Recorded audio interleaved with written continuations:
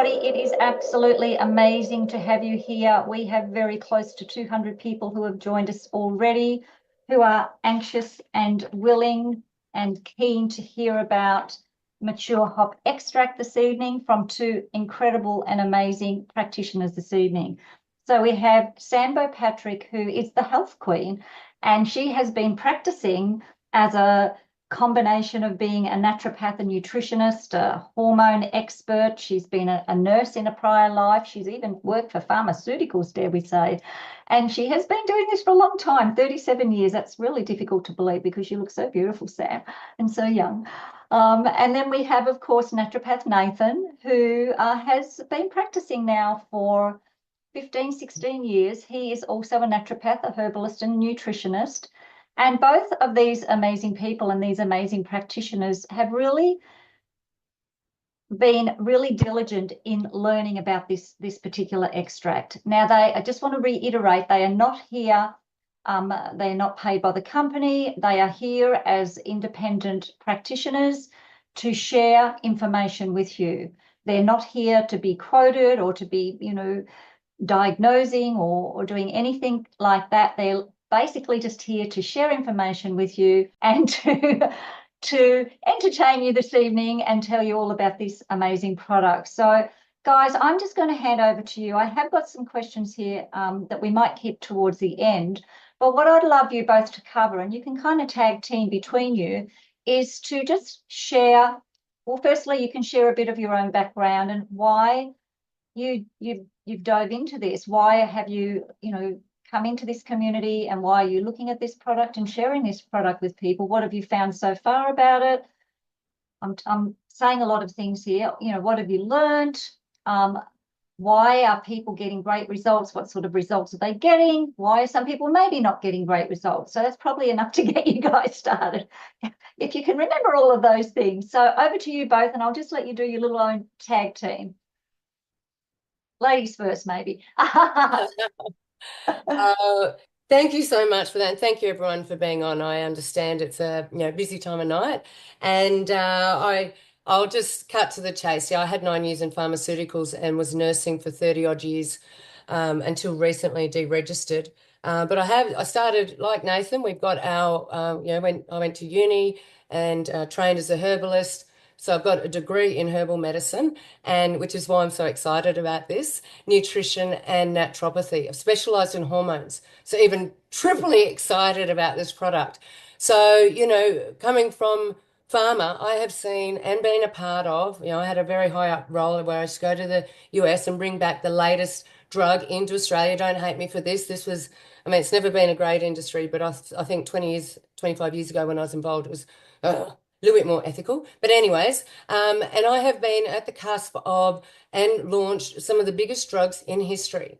And when I was approached by this, I went, this is going to supersede anything that I've ever seen and been a part of. And I'm talking about companies with multi-million-dollar budgets. This sells itself, and I'm just so happy to be a part of it. It's natural. Majority of people get a benefit, and we'll answer that shortly. I don't think you can say it's 100% safe and effective, and I don't want anyone using that language in my team. Anyway, I'm like, don't use that. Like, that just sets people up for false expectations. But by and large, this is like a super herb, like we've got super foods. It works incredibly well. By and large, it's incredibly safe, and majority of people are going to get a result. And it is the natural antidote, antipathis, or whatever. This is brilliant because it will make a dink and turn back the needle on this growing issue of obesity, and you're a big part of it, and that is brilliant. So well done. You're in the right place, that's for sure. So thanks, Nate. Your turn. Tag team. Damn, great intro. So myself, naturopath, herbalist, nutritionist, just been fortunate enough to practice, when I got into practice, mentored by a holistic medical doctor, one of the most well-known ones in Australia. So I took under her wing, learned a lot from her over the years. It really fast-tracked my progress. And over the years, I've worked in the same clinic, but with different holistic GPs. So it just gave me a wide, varied knowledge on all the different conditions that we see, and you can really trace them back to inflammation, gut health, toxicity, stress, and oxidative stress, both psychological and physical. So what we're looking at tonight is an extract that is able to assist all of these areas. And that's just why it's so amazing. When I first heard about it, I actually rolled my eyes. It was promoted as a fat loss product. And my background, as well as that, 15 years of practice, 3 degrees, I have my own supplement company, Recover Adapt. So I manufacture supplements and I love the ins and outs of everything. I will learn so many levels deep just to understand it. That's just how I work. I've never seen anything that works particularly good from both a retail or a practitioner perspective on fat loss, significant fat loss. And then I'm looking at studies in cognition, significant cognitive benefits. I'm just like, hang on a second, we have a game changer here. I've never seen this in my industry. No one's ever seen this. No one's got this. So this is something really amazing, and we're thrilled today to be sharing it with you and helping you understand the ins and outs of it and to see the bigger picture. Because again, it's not just all about fat loss. I wouldn't have been too interested if that's all it did, even though I would have been impressed. It's the helping all those conditions that, Sam and I see in every patient come in and have accumulated those symptoms over 10, 20, 30, 40 years. And now we have something to start reversing a bunch of those areas. Do you mind if I jump in, and do you mind if we just do it like that and hope that Yeah, that's okay? just go for it. I mean, I've Yeah. got some questions here, but if you guys are happy to just tag team. Yeah, so I just want to give a little bit of a background to what I see. So, Nathan's highlighted oxidative stress, toxicity, psychological stress is what's created this pickle. I would also say, I've been chit-chatting in this space for a very long time, and I think opulence to food, access to food now 24/7, and these expectations we have on ourselves financially and physically, and all these other things that are so distracted from joy, love, being relaxed, enjoying what's around us and our surrounds. So we end up with our hormones, and I just want to lean into hormones for a little bit. So my specialty now are hormones. I've got multiple books that I've written on hormones, all, excuse the pun, bite-sized pieces, kind of little books that just help people understand hormones. So hormones are and this is really my specialty. Nate's is definitely more detoxing. Hormones are what the body uses to take a message around the body. It's like your internal postage system. So some of you might be aware of the pituitary gland. It's about the size of your little fingernail. It lives up behind your eyebrows and between your eyes at the back there. And for women, it's a really important hormone because it kickstarts our egg being released from an ovary, and they take it in turns each month until they're all used up. So it can't leave its little location and jump in the bloodstream and go for a little visit down to the ovary and say, hey, you release an egg. So it uses hormones. One of those hormones is FSH. Now, I won't go into menopause because obviously I could talk underwater about all these topics, but I did want to talk about the two main ones that I believe have got obesity to where it is, and that's stress hormones, testosterone, adrenaline, noradrenaline, and insulin and metabolic hormones. So if we, from my perspective, hops is brilliant because it addresses those. Now, I just want to share with you something that I do day in, day out. This is my bread and butter because some of you won't have seen this stuff. This is what a saliva test looks like for anyone who's interested. And cortisol is one of our stress hormones. So when we're telling our body, even if we're running late for an appointment, or we've got a deadline due, or there's a supply issue of hops in America and it feels out of our control, our body goes into fight or flight response. It truly believes that we're not going to survive that next moment. So it sends out a cacophony of hormones. It sends out adrenaline, sends out noradrenaline. In women, it sends out testosterone. It does in guys as well. And what that does is augment this response. So if we need to suddenly fight for our lives, we've got heaps of sugar circulating around in our bloodstream because cortisol told the liver to get some insulin and also some glycogen out into the bloodstream. So we can run if we need to, or we can fight. You might have heard of it called the fight, flight, meaning flee, or freeze. Some people actually freeze and become inactivated or paralyzed during stress moments. Now, these stress triggers are happening to us continually. Our body has been hardwired from the age of 3 or 4 to start going, oh, dog bites, potential life-threatening. But by the time you're in your 50s, we've been exposed to many real life threats and plenty that we now tell ourselves are, which are running late, not being the best mum we can, getting negative feedback. The boss has got us under the pump, or whatever we might put as a lens of our life's under threat.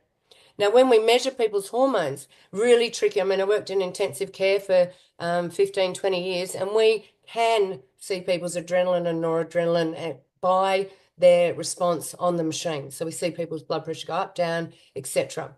Very difficult to do that in real life on normal stressed people. These people are hooked up with central lines a whole lot.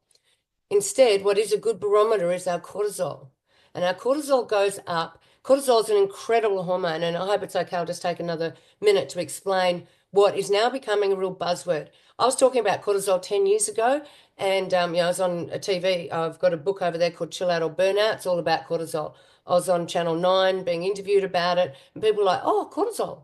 Now it's common language. So get familiar with this hormone. This is it's a brilliant, like as all hormones in balance are wonderful, out of balance not so cool. So cortisol is one of the hormones that we release when we're in a stress state. It goes up and it does a couple of things. It normally regulates our 24-hour body clock. In the morning, should start kicking off first thing in the morning even when our eyes are shut, it's like, starting to wake up in Queensland about 4 a.m. now. That's because cortisol is kicking in. At the end of the day, it drops down, melatonin, the sleep hormone kicks in. Now, just on this one thing, I just want to extrapolate. If you're working or stressed at the end of the day, you're not letting your cortisol drop down, guess what? Your cortisol stays up. You don't get melatonin kicking in. You have terrible sleep. That's why this hops plant is working really nicely on sleep. It's helping to lower cortisol, and all the plethora of studies have shown year after year that hops is a fantastic tool for lowering and reducing cortisol. The other thing cortisol does is release, it plays a big role with cholesterol. So it goes up to the liver and says, hey, we might be about to lose a limb. Can you produce more cholesterol? Because that's the starting ring of all new cells. And so people's cholesterol goes up. And you might have had a cholesterol check and you might go, but I don't eat pizza, I don't eat junk food. But guess what? You might be really stressed and your cortisol is pushing your cholesterol up. So one of the major contributors of metabolic disease now, which isn't so much cholesterol, it's the cacophony, it's the high blood pressure, it's the high cholesterol, it's the weight around the visceral organs, is driven by cortisol. The other thing cortisol does is it's pro-inflammatory, and it gets our body ready to send out all those little pain receptor hormones, prostaglandins and interleukins and things. So if we end up with an injury because we just saved ourselves from the bear, all these things are ready to go. So a lot of people with high cortisol have pain. They say, I've got sore joints, I've got, this and that, and I'm aching, and Guess what? We lower the cortisol, the pain starts to back off. They feel much better. And the other thing I'll just finish before I tag team back to Nate is that when we're stressed, prolonged, not acutely, but prolonged, like, over the day, we get fuzzy. Our ability to execute mentally becomes spaghetti. So as soon as you drop the cortisol down a little bit, and you can do that through meditation. Not many people practice meditation. Honestly, I recommend it. It's game-changing. You can take your shoes off and walk on the earth, ground yourself, all the other things that Nate and I preach. This hops assists people do that. It just brings them out of the dysfunctional part to the, oh my God, I'm feeling better. I feel clearer. I feel calmer. I'm sleeping better. My weight's going because of a consequence of that. Plus, and Nate would lean into this now, nice segue, about the brown activated tissue, adipose tissue, the BAT. So back over to you, my dear friend.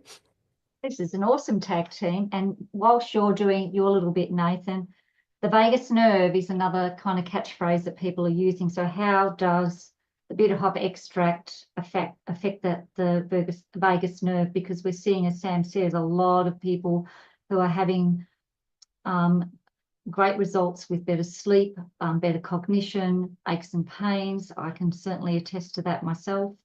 So you might like to just incorporate that into your bit now, please, Nathan. Yeah, sure. So when we take the bitter acids, here's a bit of a journey of what happens. So we're drinking these bitter acids, and that's why probably until we hear more information through further studies, I would probably put it in a small amount of water straight into the glass and drink it, because we don't want to absorb these under the tongue into sublingually into our bloodstream. We want to get them down into the TR2 receptors and through our gut, our small intestine and colon. That's where we want these receptors to be bound onto via the extract. Once it does that, these little receptors are sending a signal up through the vagus nerve. So think of the vagus nerve like a highway between the gut and the brain. And the pituitary is involved in this. So the whole cortisol, the whole fight or flight, sympathetic fight or flight, it's all to do with the vagus nerve. The signals are coming up and down. So once we swallow this extract, binds onto the receptors in the gut, sends a signal up to the vagus, up through the vagus nerve to the brain. Now a few magical things happen. The brain then sends another signal back down through the vagus nerve and starts switching on a whole bunch of gut peptides. It is in the brain releasing a whole bunch of neurotransmitters. Some of those ones to counteract those stress ones that Sam was talking about before, things like epinephrine, dopamine. We are then seeing a cascade of effects through just stimulating this vagus nerve. So when we pull ourselves out of fight or flight, we are now coming into what's called rest and digest. And this is our parasympathetic nervous system. This is what alternate nasal breathing, meditation, breath work is stimulating this parasympathetic nervous system. Our heart rate starts to slow down. Our blood pressure starts to go down. These are all things that are happening in the background while you're stimulating the vagus nerve. All of the gut hormones, the cholecystokinin, glucagon-like peptide 1, peptide YY, which is a pancreatic peptide. Think about it. You're eating all this food, hopefully good food, but even if it isn't good food, or if you're eating the best diet, you have to break that food down. Your pancreas and liver and gallbladder are releasing different enzymes and bile acids to physically break down the carbs, the protein, and the fats. If it doesn't do that, they're going to just sit in the gut and ferment and go off, and that's where bloating occurs from. So where our body is now releasing a whole bunch of additional enzymes via the pancreas and more bile acid via the gallbladder, and it is then stored in the liver to start to break down all the food we are digesting. So now we're getting increased nutrient release, which is going to help with the whole digestive process. Once the food comes out of the stomach, it's then stimulated through this cholecystokinin mechanism to go through the bowels quicker. And now we're getting increased nutrient absorption. We're getting all the waste out of the body easier. So this leads back into the toxicity picture. This is just one little component of the vagus nerve, like the whole gut pathway. Inflammation we can talk about later, and same with the cognition. We'll save that to later. But this is just that little aspect of the signal going up the vagus nerve to the brain, back down again, and getting our gut functioning properly. So what can happen when your gut has been switched off for quite a long time? If you haven't been digesting food properly and all of a sudden you're secreting more enzymes, there's going to be a bit of turbulence. If you're used to eating a certain amount of fat and some of that fat's being broken down and the rest is being passed out through the stool, and all of a sudden more fat's being broken down, that's going to cause some nausea initially. Later, that's going to actually get better because you're breaking down more fat and removing it quicker. But initially, as things changes, as our microbiome responds to all this happening, some of the symptoms that we've had can come back.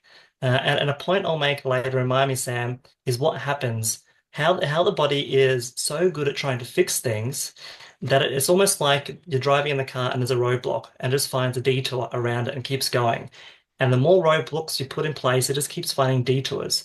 But each detour, it remembers. That's a problem. So when you go back and do something to fix the road, all these little detours that were put in place because there's damage here, damage there, you've got to go back through all those detours and fix all those problems. So as the body's repairing, a lot of these problems are coming back.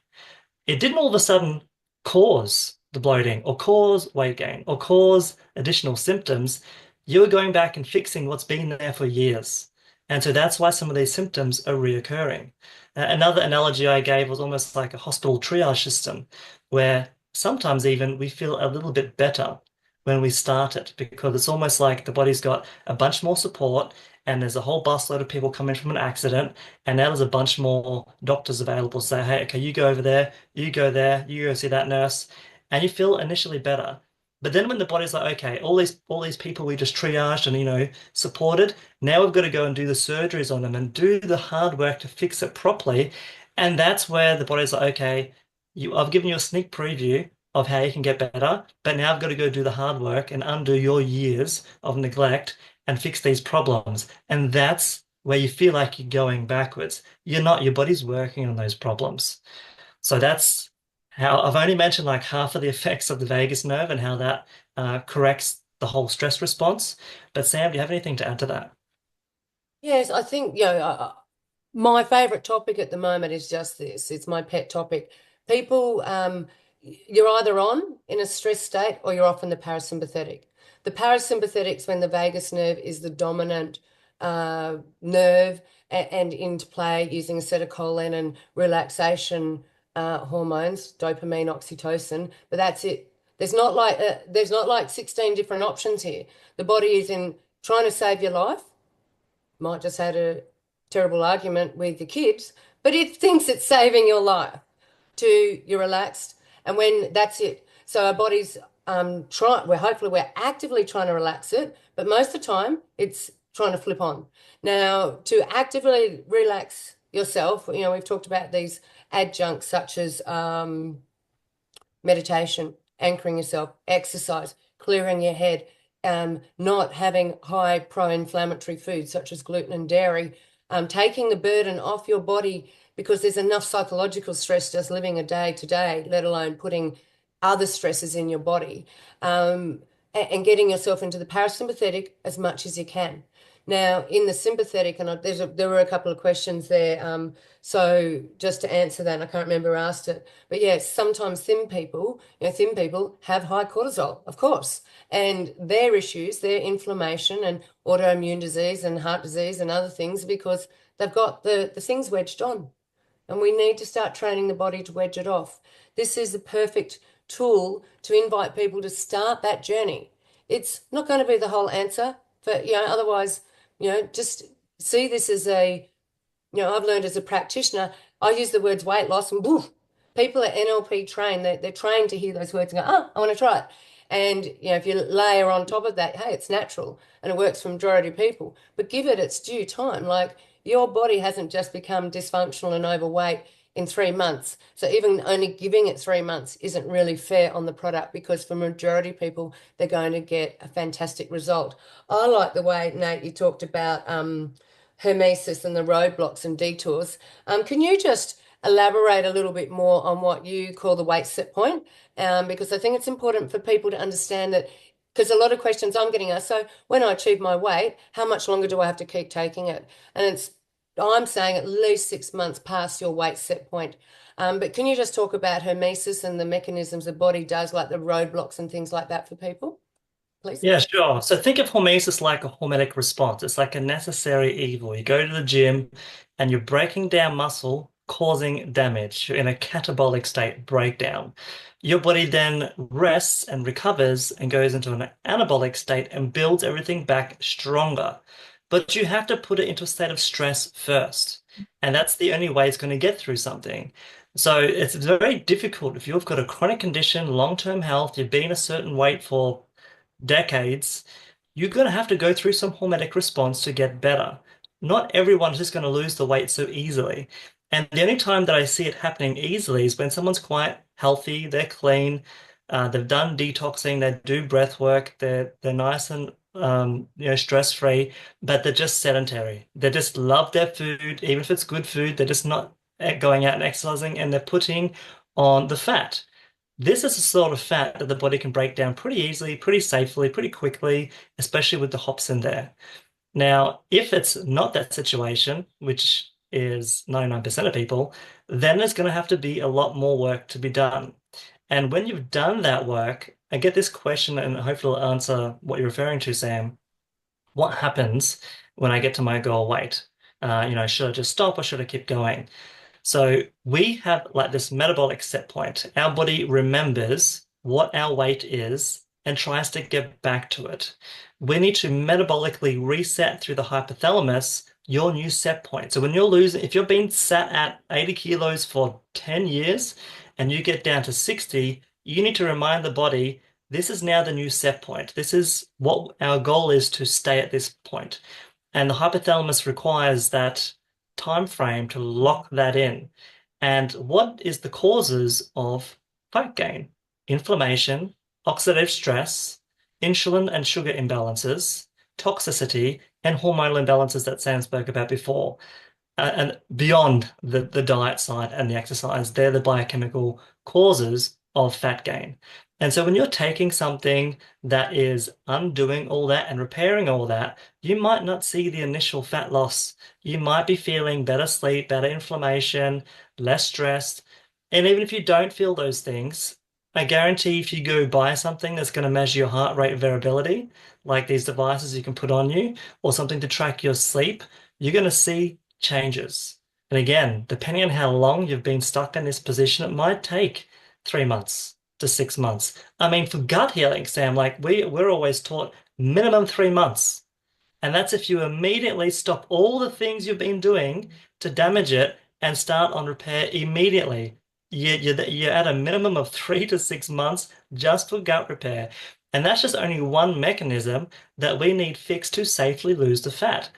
I'll touch on this now, and then Sam, I'll get you to jump back in. So fat is actually a protection mechanism.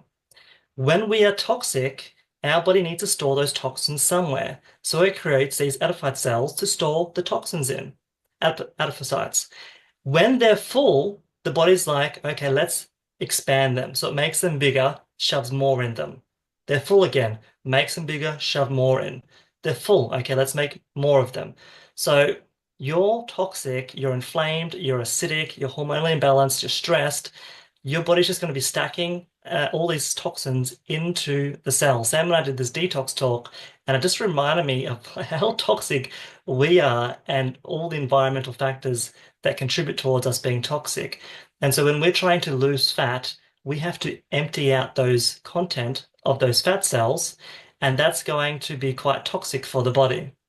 Can I just jump in there too, Nathan and Sam, because we have people who are having great adverse positive things happening in the body, better sleep, inflammation, pain, cognition, but we're also having some people have some adverse things happen in the body. And so why, and I think you've probably already explained it, but why does that happen for various individuals? And what sort of things are we finding in the community? Because we now have many thousands of people using this product in the last few months. And I guess the reason I want you to address this is because some people focus on the adverse things that are happening, but they're not noticing sometimes. And I think it's important that we start doing this check sheet when we start. What's your sleep like out of 10? What's your pain like out of 10? What's your inflammation like out of 10? And let's check that in 3 months and see if it's the same, because sometimes we don't notice. But some people are just naturally prone to focus more on the adverse things that are happening than the positive things that are happening. So it's a bit of a how long's a piece of string question, but why are some people having adverse reactions, and why do we vary so much with this? Yeah, look, I think I would say overwhelmingly, anyone who's tried this in the last few months, this isn't their first rodeo trying something with weight loss. Yeah. They have had multiple things that haven't worked. So they're coming in almost expecting it potentially not to work. And then when things don't go smoothly, it's like, oh, there you go. I knew it wasn't going to work. You know, it's this self-fulfilling prophecy that is taking so much of this is psychological. So much of it. Addressing our deeper, you know, they're not demons or voices or pre-experiences with weight loss. You know, a lot of people that I've worked with, and I will work with people over a longer period of time, because as they start to lose weight, and what they've told me is they want their confidence, but that isn't through your body. You know, they'll go from a size 16 to a size 14, and suddenly it's like, oh crap, the guys just looked at me. That hasn't happened for years, and it's not necessarily flattering, it's threatening. But they told me they wanted confidence. So Yeah. there's many reasons to look for it not to work. And I kind of keep saying to people, now I'm not going to placate, because there are genuinely some people aren't getting radical results up front. That's truth. And that's going to be the same if you started drinking water. Some people are going to feel better. You know, we know it helps with pain, back pain, etc. Some people are just going to retain fluid and not get the benefits of drinking extra water. That's just individuality. However, the adverse events, so understand it's a plant product. Um, Even water can have adverse events. So can exercise on some people, and some people are more sensitive to others. So I think prepping yourself mentally, knowing that this is the start of your journey and your bowel changes. You know, Nate's kind of talked about how and I was showing some of those pictures of the white fat, how it's got the adipose ring. That's where majority of that stored energy is, or fat stored. But there's also toxic matter in there.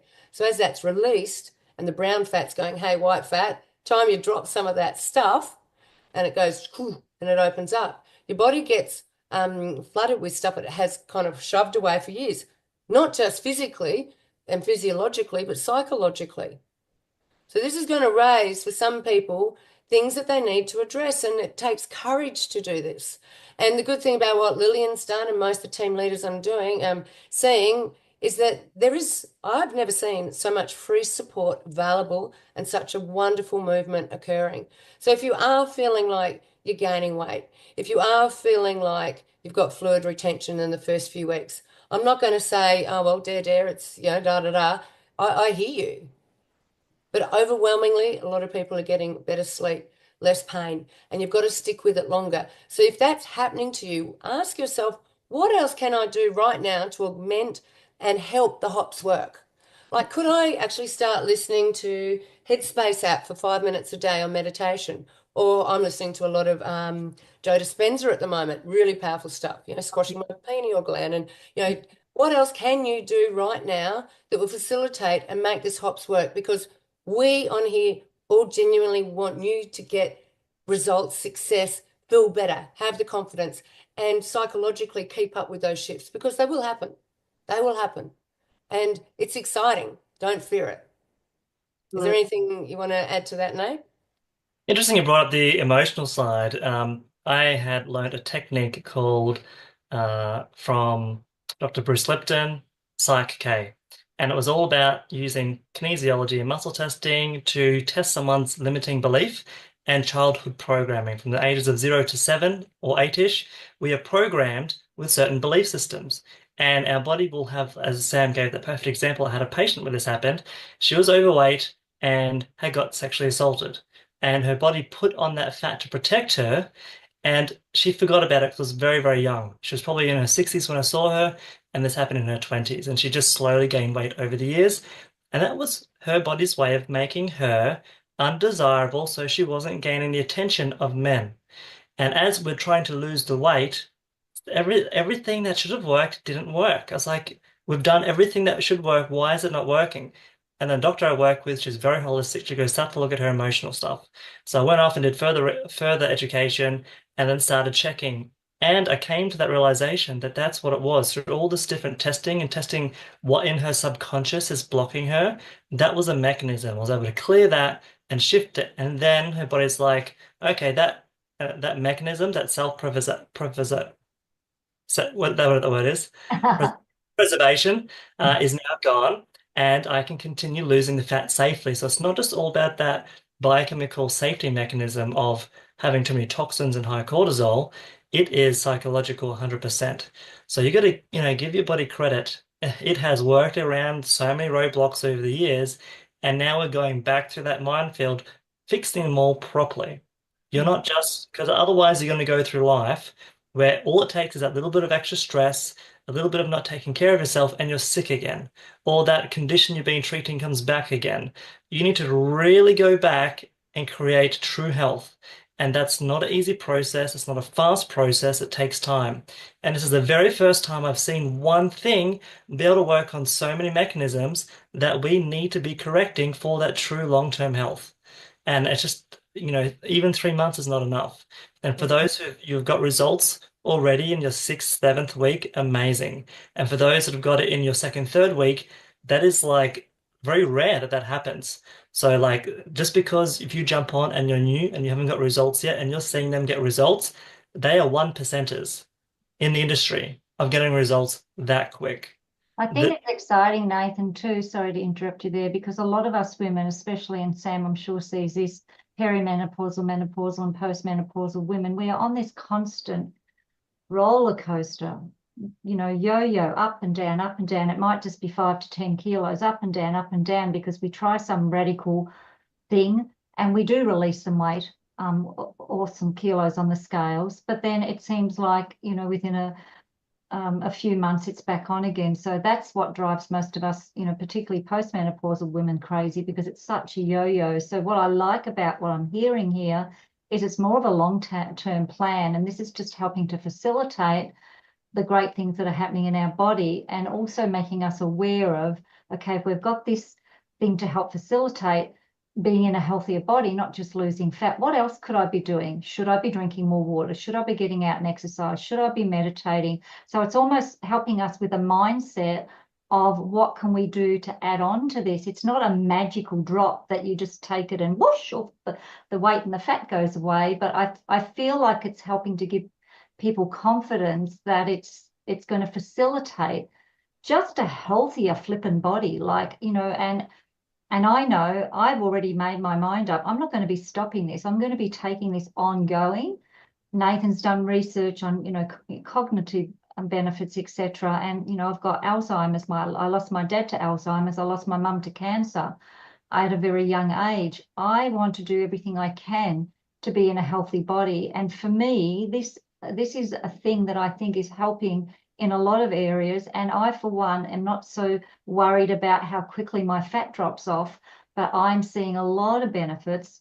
And look, there are people, there was one question here that, you know, she said, why aren't I getting any results, including better sleep or any benefits everyone else are getting? And we have had the odd person like that who's feeling quite despondent because they're seeing other people get results. So what advice could you give to those people who really feel like they're kind of doing what they should be doing, but they're still not getting the benefits? Yeah, that sucks. 100%. Like there's nothing worse. And that, you know, that Me 360 app, but that also sucks when you do it one week and the next week it's either gone up or nothing's changed, like because you are willing it, wanting it to happen. So I really feel for you, and that happens to everyone in some aspect of their life. And it's a bit like the stock market. As long as it's going in a trend in the right direction, you're on track. Okay. It will readjust every now and then and do all this sort of stuff. Just first, I just want to cover off some points. So Nate's talked about this a bit, the body will detox. You can support yourself, and Nate's got some brilliant products. And I know we're not here to upsell his products, but we did a detox program. It's fantastic. Gut detox, liver detox. Sometimes people do need that extra facility to get the body kick-started, you know. This is starting a rusty machine that might not have been going for a while. It might not need more than just, you know, some diesel tossed in the engine. It might also need some oiling and something else to get the wheels going, and then a little bit more of this and that. Certainly I'm seeing some wonderful comments. Michelle, lymphatic person, and yes, like with, and Nate covered this a fair bit. We covered this with our detox sessions that we did with lymphatics. So your fat gets open, you know, the fat channels open up, travels down in lymphatics, and if you've got blocked lymphatics, you'll really struggle. So lymphatics are, I'll show a picture when Nate's chatting in a minute, and I'll share it, but they're all throughout your body. You need clear lymphatics to lose weight. So I strongly and always have recommended that people have a triad of 3 people in their lives: a natural nutritionist coach, a GP for when things go belly up, that, you know, that I think a good one, if you can find one, and a bodywork person. You might have, I've got, you know, I invest heavily into chiropractic, massage. I think the best investment you have in your life is your health. And anyone who has had ill health will tell you the same. And money will kick in. You know, a lot of people go, but I don't have the money for it. Find the money for it. You know, you cannot bypass that triad, in my opinion. Other ways to lower cortisol, because someone was asking, apart from lymphatics, rebounders, tapping, NLP, transformational hypnotherapy, there are many ways to do that. John asked a question about men. Doesn't testosterone drop cortisol in men? Yes. In women, different scenarios. So we have a different response. Testosterone for women is get out of my way. You're coming near my kids. I'm going to take you on. And that's why a lot of our young girls have high testosterone, because they're in the ball breaking business of wearing tight little red frocks, trying to throw their weight around a ballroom, and the testosterone sky high, it's switching off fertility. And someone asked about dog trauma, Pam. Look, it's off recommendation, but hey, this is how innovations are found, right? Like discoveries are found. The mother of invention, I think, is necessity, or just having a play around with stuff. If you're comfortable to give your 12-kilo dog a few hops to see if it calms it down, giddy up. You might have a whole team growing underneath you with girlfriends with little white dogs who seem to all suffer with jitters, taking hops. I don't know. I'm not endorsing it, but I'm certainly thinking it's brilliant, and keep us posted on it. Nate, back to you if you've got anything to add about people who are really not getting results. Thanks. We have about 10 minutes to go, guys. Right. Yeah, so long term, we're looking at metabolic health. And if you look at what is the effect, if I do nothing, if I take these drops and in 2 weeks, 3 weeks, it doesn't work, I quit, what's going to happen to all that visceral fat just sitting around padding in between the organs? This is not just making you fat and overweight and feeling uncomfortable in your clothes. It is actively each day metabolically driving you towards a risk of heart disease, stroke, diabetes, high blood pressure, metabolic syndrome, which can cause all sorts of infertility, polycystic ovarian syndrome issues, liver disease, and cancer. So visceral fat has the potential, when reduced, to start reducing a bunch of those risk factors. Keep in mind, this is the fat around the organs. You may not see the reduction in the centimeters when you're measuring different areas of the body, because it's underneath all that subcutaneous fat. And let me tie it back into that in a sec. So if you've got this deep-seated visceral fat that your body's slowly chipping away, breaking down into fatty acids and glycerol, and the glycerol attracts the water. That's why temporarily you see no change in the weight or centimeters, because the water's being held and you're feeling like you're putting on weight. It's that fluid retention. It's for both diluting toxicity and it's attracted that glycerol from the fatty acids from the fat breakdown. Your visceral fat is slowly being broken down as the body's elimination pathways are clear, like the lymphatics, kidneys, liver, bowels, and gut. If they're not, then it's going to be a slow process. But let's say you do persist, you have just reduced a whole bunch of those conditions, even though you're not getting many improvements as you can gauge. And two more things before I pass it back to Sam. A lot of the time when we're sitting in front of a patient and taking their medical history and being very thorough and asking them to give us examples of how they feel in each area and rating them out of 10 and doing pathology to associate what all those areas are doing, I see someone 3-4 weeks later and to see how the treatment went. And I'll say, what's changed? Or nothing's changed. I was like, I doubt it, because I'm looking at your blood test and it's way better. So then I go back and ask them all the questions I asked them at the start, and a good 30% of them at least were corrected. Oh, I don't have that anymore. Oh, that's right, that's gone. Oh, that rash is gone. You forget so quick for whatever reason about the challenges you were having, and you don't even realize you've got better. So there's that. And unless you're really doing all the blood tests, all the pathology work, additional integrated testing, looking at heart rate variability, it's too early for you to say nothing's changing, because probably not looking deep enough. Now, once the body has got enough of that visceral fat down, your metabolic syndrome is improving. Your blood glucose situation is improving. And the brown adipose fat that the hops is stimulating to burn more of this fat is also increasing something called PPAR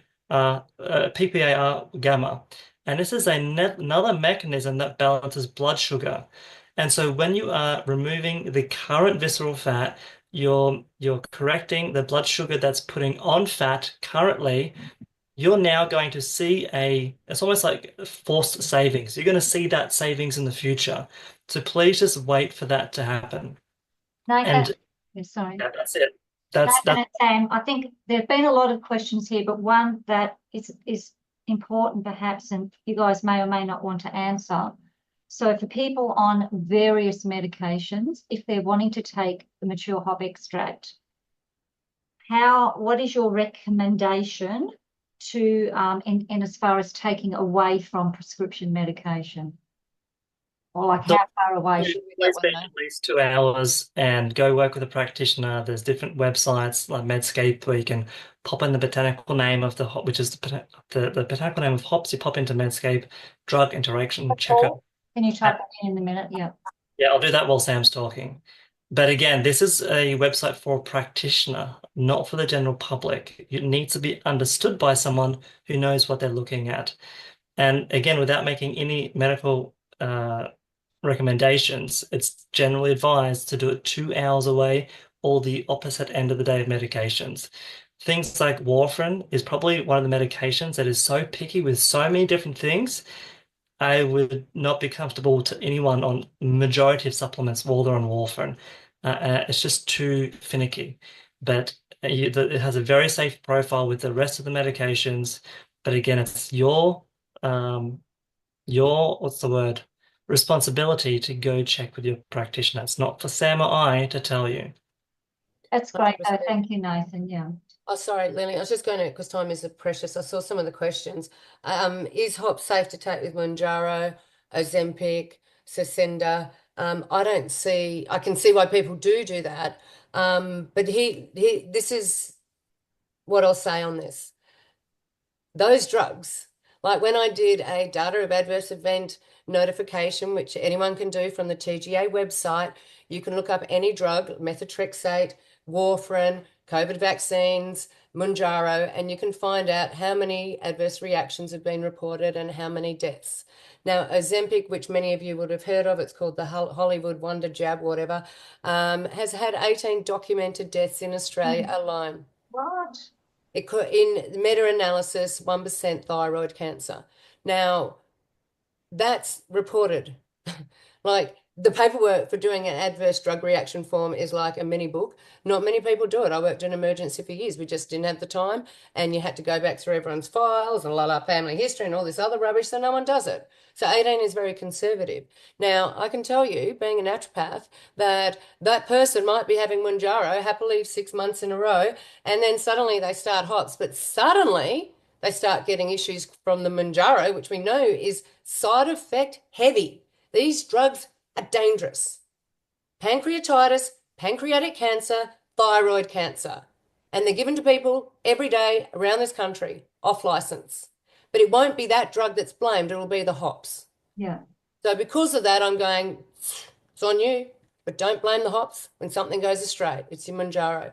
The other question that keeps coming up a lot for me is this safe to take in estrogen dominant states? Because hops can be estrogenic, and I will flip it back to Nate in a minute because he has a beautiful way of explaining this.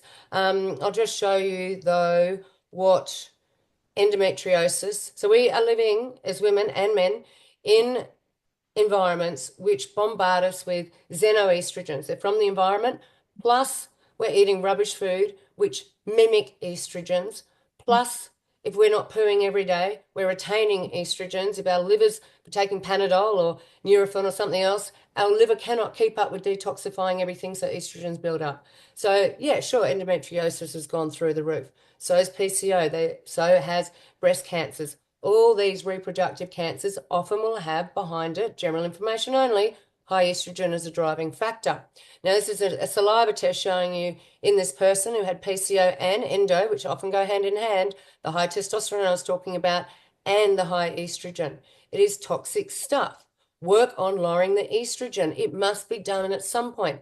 Endometriosis is the perfect red flag to say, hey, if you don't sort this out, guess what? You're looking at awful cystic fibrotic breasts, fertility issues, potentially cancer down the track. Don't be told nothing can be done and you've just got to have lap surgery and get it scratched out. Work out why the estrogen's gone up. Find a practitioner who specializes in this. Now, I'm going to bounce it back to Nate about the isoflavones and the potential estrogen synergies, but Nate will explain it really well.